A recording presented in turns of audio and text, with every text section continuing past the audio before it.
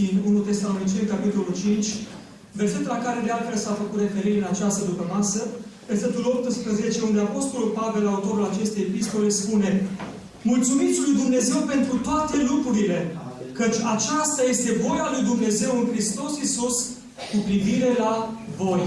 Amin. Este o binecuvântare în această dupămasă, dragii mei, că putem să stăm în prezența celui care ne-a binecuvântat. Amin. În prezența celui care ne-a purtat de grijă într-un mod deosebit. Însă, vedeți dumneavoastră, privind în jurul nostru, trăim într-o lume când prea puțini sunt cei care vin cu mulțumire înaintea Domnului. Pentru foarte mulți, a mulțumi este ceva expirat. Să mulțumești pentru hainele pe care le ai, să mulțumești pentru mâncarea care o ai în fiecare zi. Pentru unii, aceste lucruri sunt normale. Vreau să vă spun, dragii mei, niciodată Dumnezeu nu are făgăduințe expirate. Și Dumnezeu ne spune foarte clar că ne va binecuvânta și în cele materiale, dar și în cele spirituale. Însă spuneam că problema majoră a vremii în care trăim, foarte mulți sunt cei care uită să mulțumească lui Dumnezeu. Mergi într-o familie, de exemplu, într-o familie cu copii mai mici și citeam o întâmplare nu de mult când un pastor a mers într-o familie, a vizitat familia aceea și era acolo un copil. A mers, a dat o bomboană copilului și apoi mama acestui copil s-a adresat copilului ei și a spus: ce spui, fratelui? Cum spui, fratelui? Și copilul a tăcut un moment și apoi a spus: mai dă-mi o bomboană. În loc să spună îți mulțumesc, a cerut încă. Dragii mei, vedeți, și noi de multe ori venim în adunările noastre și ne rugăm și spune: Doamne, dă, Doamne, fă, și așa mai departe. Ne rugăm frecvent înaintea Domnului. Este bine să cerem, pentru că Biblia spune: cereți și vi se va da. Însă tot Biblia ne spune în această seară să mulțumim lui Dumnezeu pentru toate lucrurile, căci aceasta este voia lui Dumnezeu. Când poți să fii un om mulțumitor? Știi când poți să fii un om mulțumitor? Când te gândești retrospectiv la ceea ce ai fost și la ceea ce ești. Dacă te gândești la problemele prin care ai trecut și cum ești astăzi, poți să spui: Doamne, cât de mare ești. Amin. Poți să spui așa cum spunea psalmistul: de n-ar fi fost Domnul de partea mea, nu eram aici. De n-ar fi fost Domnul de partea mea, parafrazând textul biblic, n-aș fi avut familia pe care o am, n-aș fi avut ceea ce am astăzi. Dar ceea ce am astăzi am datorită îndurării lui Dumnezeu. Mărit să fie Domnul! În această seară, dragul meu care mă asculți, poți să spui că Dumnezeu ți-a făcut mult bine? Îți amintești locul unde ai fost? Poate până mai ieri erai o groază pentru familia ta, pentru că poate vineai pe două cărări și soția sau soțul, copiii tăi, poate le era frică de tine. Vine tata, a luat salarul și vine tata, se aude încă de la poartă că vine el. Și astăzi, în schimb, ești o binecuvântare pentru familia ta.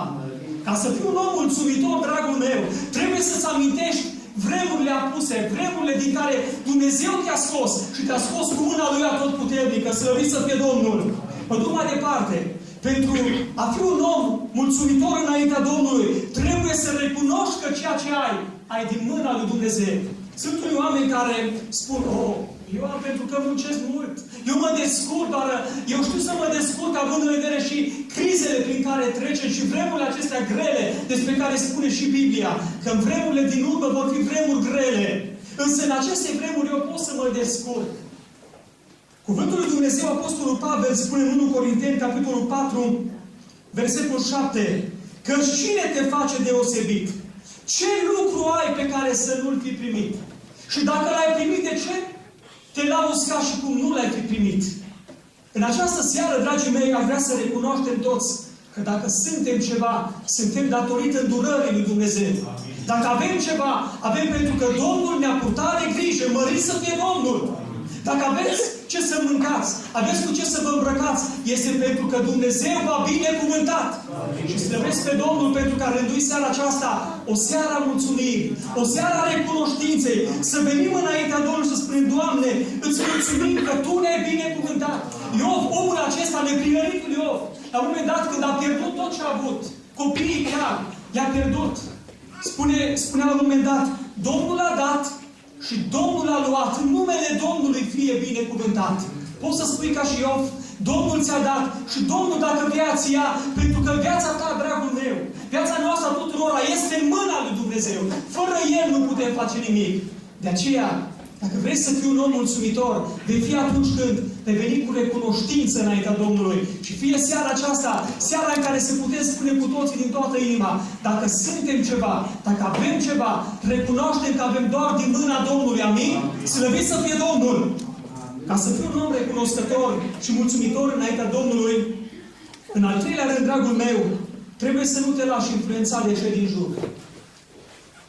Sunt foarte mulți și făcea referire la cei care se laudă spunând că ei sunt cineva prin propriile lor puteri, prin propriile lor strădanii, însă cuvântul lui Dumnezeu ne spune în Luca, în capitolul 17, de la versetul 11, că într-o zi la Mântuitorul la Iisus au venit 10 leproși. Toți erau bolnavi, aceeași problemă aveau. Și au venit la Iisus Hristos să fie vindecați. Iisus i-a trimis la marele preot să arate marele preot, pentru că așa era rânduiala în vremea aceea. Și spune Biblia că pe când au primit vindecare, doar unul dintre ei s-a întors să mulțumească Domnului. Ar putea să spună acest lepros care s-a întors cu mulțumire înaintea Domnului, apoi m-aș duce la Domnul Iisus că știu că ar trebui să fac lucrul acesta, gestul acesta, dar dacă ceilalți din jur, ceilalți 9, care sunt o majoritate considerabilă, nu se duc la Domnul, apoi ce să mă duc eu singur? De ce eu să mulțumesc Domnului? Dragul meu, spuneam, ca să fii un om mulțumitor, trebuie să nu te lași influențat de cei din jur.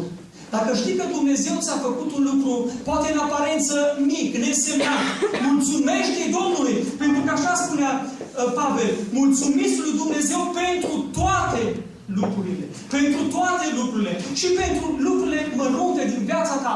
Mulțumește-i Domnului. Și chiar dacă cei din jurul tău, poate chiar din familia ta, nu fac gestul acesta, tu mulțumește-i Domnului. Slăvit să fie Domnul. Pentru că El merită să primească toată lauda, toată slava. Apostolul ne îndeamnă și în Coloseni, capitolul 3, să facem lucrul acesta, să venim cu mulțumire. Și amintesc de cuvintele pe care David, omul acesta care a avut o experiență reală, personală cu Dumnezeu, la un moment dat în Psalmul 34, versetul 1 spune: voi binecuvânta pe Domnul nu când va fi, doar când va fi o sărbătoare a mulțumirilor, și atunci este bine să faci lucrul acesta. Nu doar când toată adunarea se va ruga și va veni cu mulțumiri înaintea Domnului, și spune: voi binecuvânta pe Domnul în orice vreme. Doamne, ajută-ne la aceasta. Poate, dragul meu care mă asculți, te afli într-o situație grea, într-o împrejurare a vieții extrem de grea. Nu uita, Dumnezeu lucrează totdeauna spre binele tău. Cuvântul lui Dumnezeu ne spune lucrul acesta, că și încercările sunt spre binele nostru. De aceea și în mijlocul încercărilor spune: Doamne, te laud că așa ai găsit tu cu cale. Și așa cum ne rugăm în rugăciunea Tatăl nostru, facă-se voia ta, să poți afirma din toată inima și când ești în cel mai greu moment din viața ta: Doamne, facă-se voia ta. Eu te laud și în momentul acesta. Și dacă faci așa, împlinești voia lui Dumnezeu. Dacă ești un om mulțumitor, dragul meu, și mă apropiu de încheiere pentru că n-ar vrea să fiu lung în seara aceasta, gândește-te la veșnicia care te așteaptă. La veșnicia sufletului tău. Apostolul așa spunea: mulțumiți lui Dumnezeu pentru toate lucrurile, căci aceasta, adică mulțumirea, atitudinea ta de mulțumire, de recunoștință înaintea Domnului, este voia lui Dumnezeu. Vreau să spun, dragul meu, că niciodată nu vei ajunge în cer dacă nu faci voia lui Dumnezeu. Spune Biblia aceasta. Dacă vrei să ajungi în cer, nu că ești penticostal, ortodox, baptist, catolic sau orice altceva de genul acesta. Nu aceasta, numele pe care îl ai, te duce în cer, ci faptul că împlinești voia lui Dumnezeu. Doamne, ajută-ne la aceasta.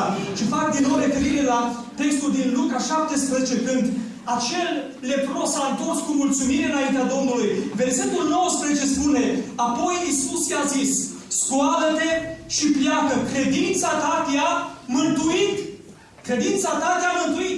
Vedeți dumneavoastră, ceilalți 10, ceilalți 9, de fapt, care au fost vindecați, nu s-au întors cu mulțumire înaintea Domnului, dar nici n-au auzit aceste cuvinte extraordinare din partea Mântuitorului. Credința ta te-a mântuit. Vrei să ai mântuire? Mulțumește-i Domnului. Vrei să ai mântuire? Fii recunoscător înaintea Domnului. Și vreau să închei cu un verset din Cartea Psalmilor, Psalmul 50, versetul 23. Cine aduce mulțumiri ca jertfă, acela mă proslăvește. Și celui ce veghează asupra căii lui, aceluia îi va arăta mântuirea lui Dumnezeu. Slăvit să fie Domnul! Eu cred, așa cum cântăm de altfel și o cântare în adunările noastre, noi așteptăm pe Domnul Iisus când vine. L-așteptați pe Domnul, frați și surori? Așteptați să vină Domnul? Dacă așteptăm mântuirea lui Israel, haideți să fim și să trăim într-o viață recunoscătoare înaintea lui Dumnezeu. Nu știm ce ne rezervă viitorul, dar să spunem, Doamne, indiferent ce va fi în viitor, indiferent ce se va întâmpla în viața noastră, noi îți mulțumim că Tu ești cu noi. Avem credința aceasta? Ai credința aceasta?